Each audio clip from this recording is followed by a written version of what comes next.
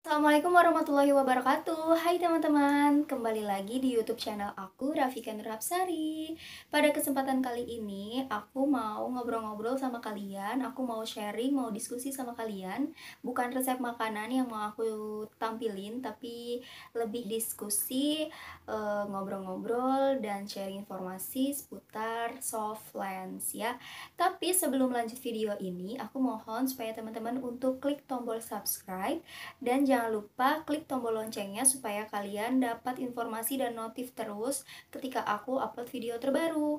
Oke, terima kasih ya teman-teman.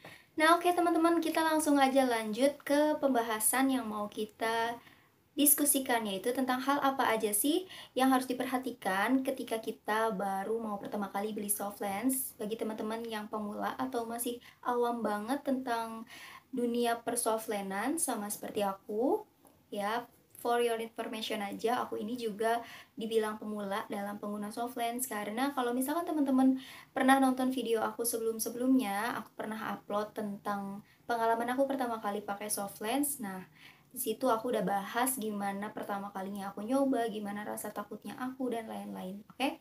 Tapi di sini aku bukan maksud untuk menggurui atau mengajarkan ke teman-teman semua. Di sini aku mau sharing pengalaman pribadi aku dan mau kasih tahu ke teman-teman juga hal-hal apa aja sih yang harus diperhatikan ketika kita mau membeli soft lens atau pertama kali menggunakan soft lens ya. Jadi teman-teman, semoga menyenangkan menyimak video aku ini dan semoga bermanfaat. Oke?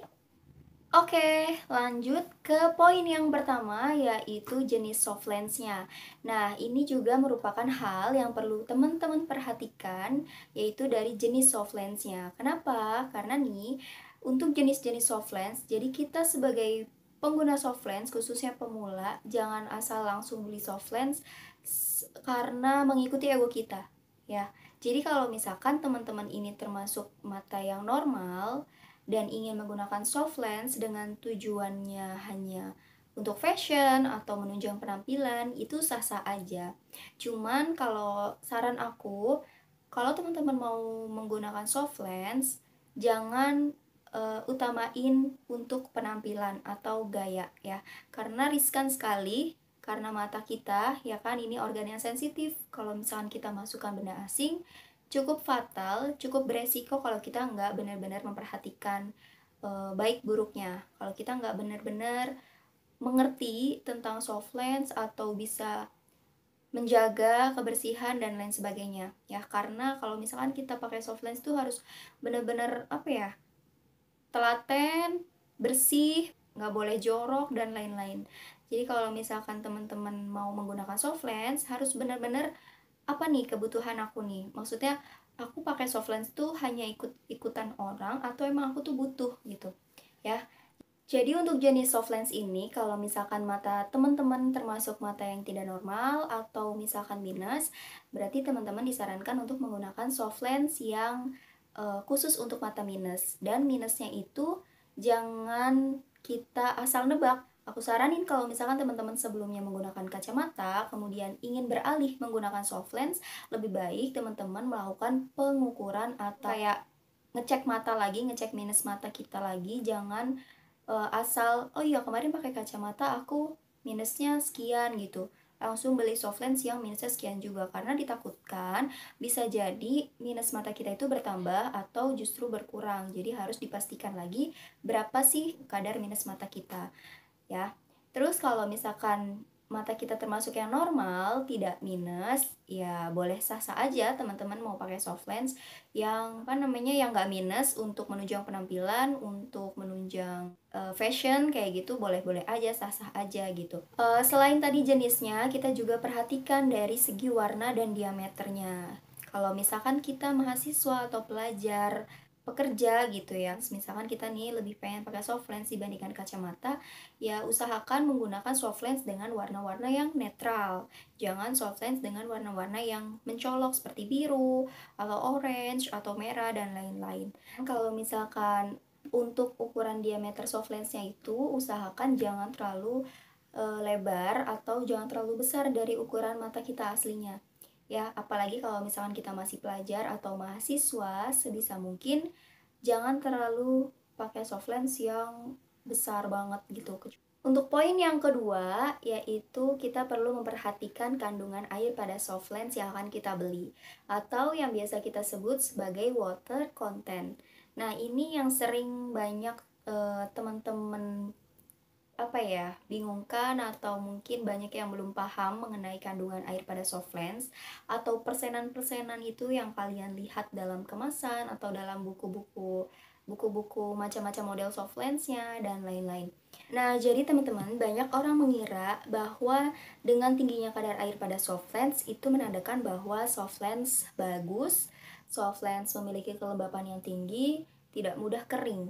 Padahal statement seperti itu bisa dibilang kurang tepat. Jadi sebelum kita membahas lebih jauh tentang kadar air pada soft lens, alangkah baiknya kita membahas tentang sifat dan material dari soft lens itu sendiri. Nah, jadi teman-teman, soft lens atau kontak lensa langsung itu terbuat dari hydroxy ethyl methacrylate atau yang biasa kita singkat dengan HEMA ya. Jadi sejenis hydrogel yang bersifat hidrofilik atau dia suka air, cinta air, seperti halnya spons dan busa yang bisa menyerap atau mudah menyerap air. Nah, material ini membutuhkan air yang cukup banyak agar bisa mempertahankan bentuk atau kelengkungan yang bagus, kelengkungan yang sempurna. Jadi kalau misalkan soft lens itu tanpa air, dia akan bentuknya tuh keras, kaku gitu, dan nggak lunak, nggak lentur. Jadi dia membutuhkan air supaya bentuknya sempurna. Dari mana soft lens membutuhkan air? Jadi ketika masih dalam segelan, masih baru, masih di toko, itu soft lens mendapatkan air dari wadah yang berisi cairannya itu, cairan perendamnya. Tapi ketika soft lens sudah dibuka dan digunakan di mata, soft lens itu akan menyerap air yang ada di mata kita. Makanya kenapa ketika kita sudah menggunakan soft lens berjam-jam akan terasa kering atau perih di mata.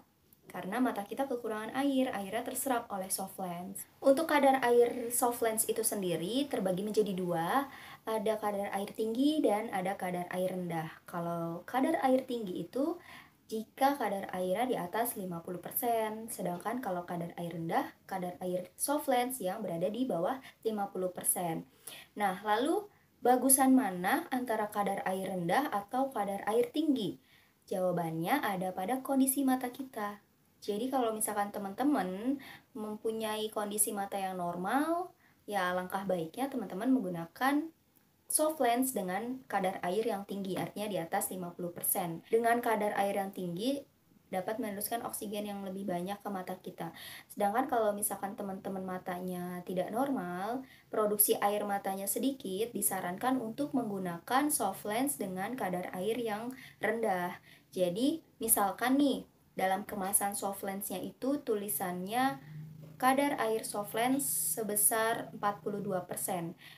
Ya, artinya soft lens itu tersusun dari material 58% materialnya, ya. Penyusunnya itu 58%, sedangkan airnya 42%.